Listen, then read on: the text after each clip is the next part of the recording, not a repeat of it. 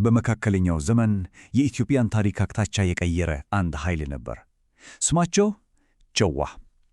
እነዚህ ወታደራዊ ሰፋሪዎች ዝም ብለው ወታደሮች አልነበሩም።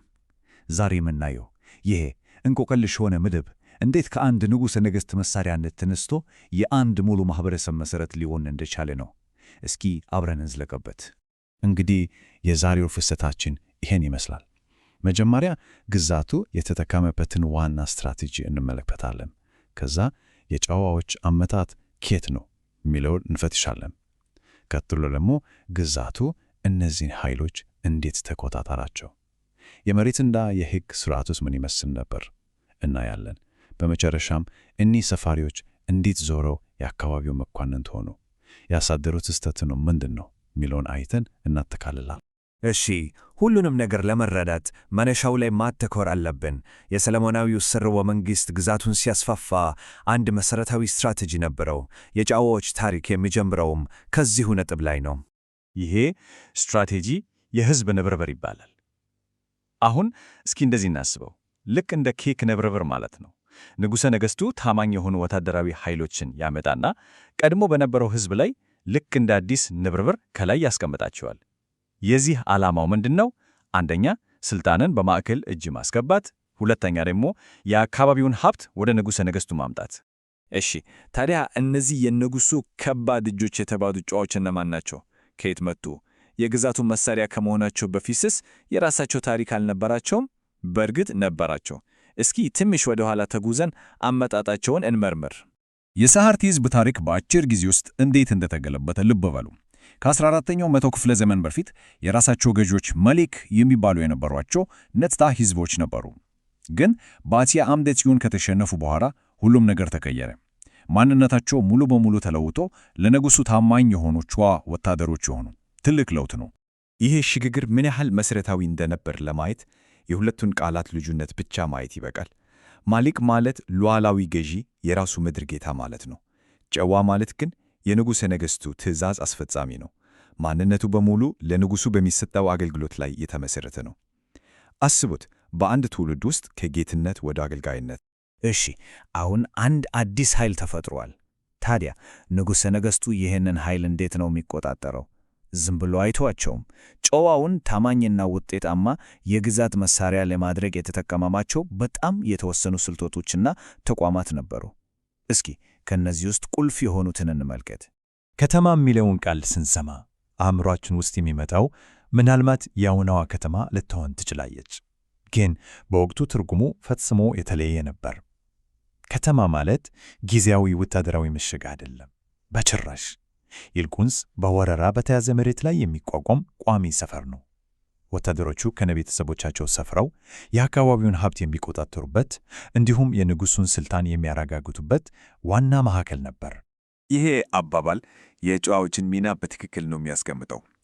ጨዋዎቹ የዘውዱ ከባድ እጆች ሆነው ያገለግሉ ነበር ይላል። አስቡት፣ ከባድ እጆች። እነሱ የፖሊሲ አውጪዎች አይደሉም። እነሱ መሳሪያዎቹ ናቸው። የንጉሠ ነገሥቱን ትእዛዝ ያለምንም ጥያቄ የሚያስፈጽሙ፣ በሩቅ ግዛቶች ውስጥ የንጉሡን ኃይል በቀጥታ የሚወክሉ ነበሩ። እሺ፣ ከባድ እጆች ካልን በተግባር ምን ይሰሩ ነበር? ሥራቸው በጣም ሰፊ ነበር። ለምሳሌ ስልታዊ ድንበሮችን ይጠብቃሉ፣ ዓመፅ ከተነሳ ያፍናሉ፣ የግዛቱን ርዕዮተ ዓለም ያስፈጽማሉ። ከሁሉም በላይ ደግሞ ግብርና ጉልበት ይሰበስባሉ። በአጠቃላይ የግዛቱ ማሽን ያለምንም ችግር እንዲቀጥል የሚያደርጉት እነሱ ነበሩ። ይህ ደግሞ በጣም አስተዋይ የሆነ የቁጥጥር ዘዴ ነው። የአስተዳደር አንገት መቁረጥ ይሉታል። ምንድነው የሚያደርጉት? የአካባቢውን መሪዎች ከስልጣን አያነሷቸውም። በሕዝባቸው ዘንድ ያላቸውን ተቀባይነት ይጠቀሙበታል። ግን እውነተኛው ኃይላቸውን ይገፏቸዋል። ልክ ጥርስ እንደሌለው ማርሽ ዝም ብሎ ይሽከረከራል፣ ግን ምንም ነገር አያንቀሳቀስ። እውነተኛው ኃይል በጨዋዎች እጅ ነው ያለው። እንግዲህ ይህ ሁሉ ሥርዓት በምን ላይ ነው የተመሠረተው? የጨዋዎች የበላይነት የተገነባው በሁለት ግዙፍ ምሰሶዎች ላይ ነው፣ መሬት እና ሕግ። እስኪ አሁን ይሄ የሕግና የኢኮኖሚ መዋቅር እንዴት እንደሠራ እንመልከት። የመጀመሪያው ቁልፍ ጽንሰ ሐሳብ ጉልት ነው። እዚህ ላይ በጣም ወሳኝ ነጥብ አለ። ጉልት የመሬት ባለቤትነት ማለት አይደለም በፍጹም። ይልቁንስ በዛ መሬት ላይ ከሚኖሩ ገበሬዎች ግብርን እና የጉልበት አገልግሎት የመሰብሰብ መብት ነው። መሬቱ የንጉሡ ነው፣ ገቢው ግን ለጨዋው ነው። በሌላ በኩል ደግሞ ርስት አለ። ይህ ደግሞ የአካባቢው ገበሬዎች መብት ነው። ርስት ማለት መሬቱን ለማረስና ለመኖር የሚያስችል በውርስ የሚተላለፍ መብት ነው። ግን አንድ ትልቅ ግን አለው። ይህ መብት ግብር የመክፈል ግዴታን ይዞ ነው የሚመጣው። ስለዚህ ጉልት የመሰብሰብ መብት ነው፣ ርስት ደግሞ የማረስና የመክፈል ግዴታ ነው። በዚህ ምክንያት ሁለት ተለያዩ ዓለማት ተፈጠሩ። እስኪ በዓይነ ሕሊናችን እንሳለው። በአንድ በኩል ግብር የሚሰበስበውና የሚያርሰው የጨዋ መደብ አለ። በሌላ በኩል ደግሞ መሬቱን የሚያርሰውና ራሱን ለመቻል እየታገለ ግብር የሚከፍለው የአካባቢው ገበሬ አለ። ይህ ሥርዓት አንዱን ወገን በሌላው ላይ ሙሉ በሙሉ ጥገኛ የሚያደርግና የሥልጣን አለመመጣጠንን የሚያሰርጽ ነበር። ታዲያ ይህ ሁሉ የጉልት ሥርዓት እንዲሁ በአየር ላይ የተንጠለጠለ ነበር? አይደለም። ሕጋዊ መሠረት ነበረው። በምን ሕግ ነበር የጸደቀው?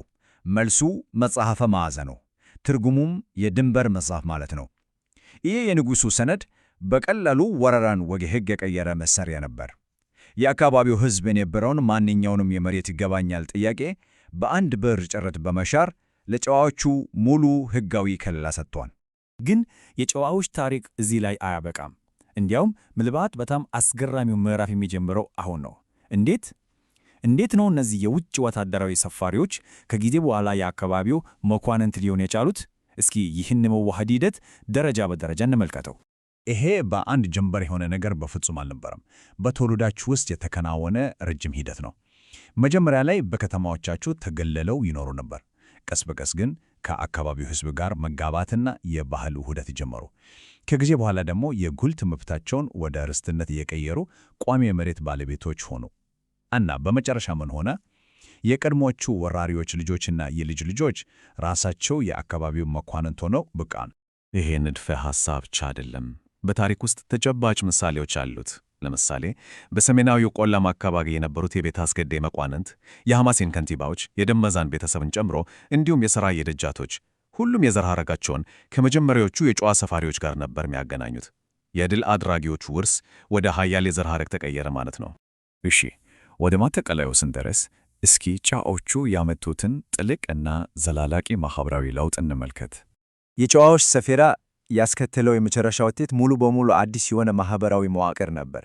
ልክ እንደ ፒራሚድ አስቡት። በፒራሚዱ ጫፍ ላይ የጨዋ ወታደራዊ መኳንንት አሉ። በመሃል ላይ ኃይላቸውን የተገፈፉት ነገር ግን እንደ አስታራቂ የሚያገለግሉት የአካባቢው ሹሞች አሉ።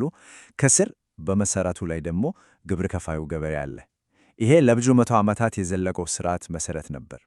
ይሄ የሥልጣን ሽግግር በማዕረግ ስሞች ለሩት ውስጥ እንኳን በግልጽ ይታያል። አስቡት፣ ከጨዋዎች በፊት የአካባቢው መሪ ሹም ይባል ነበር። ሥልጣኑም ከዘር ሐረጉና ከሕዝቡ ነው የሚመነጨው። በኋላ ግን ደጃዝማች የሚለው ማዕረግ መጣ። ትርጉሙ የደጁ አዝማች። ይህ የሚያሳየው ሥልጣኑን በቀጥታ ከንጉሠ ነገሥቱ ከደጁ የሚሰጥ መሆኑን ነው። ሥልጣን ከአካባቢው እጅ ወጥቶ ሙሉ በሙሉ ወደ ማዕከላዊ መንግሥት እጅ ገባ ማለት ነው። እና የጨዋዎች አስገራሚ ጉዞ ይሄ ነበር። የጀመሩት እንደ ባዕድ ወራሪና የንጉሥ መሳሪያ ነበር። የጨረሱት ግን የአዲሱ ማኅበረሰብ መሠረትና የመኳንንት መደብ በመሆን ነው። በጣም የሚገርም ለውጥ ነው። ይሄ ትንታኔ አንድ ትልቅ ጥያቄ ትቶልና የሚያልፈው ለወረራ እና ለቁጥጥር ተብለው የተነደፉ የግዛት መሳሪያዎች በሂደት እንዴት ራሳቸው የአዲስ ማኅበረሰብ መሠረት ሊሆኑ ቻሉ?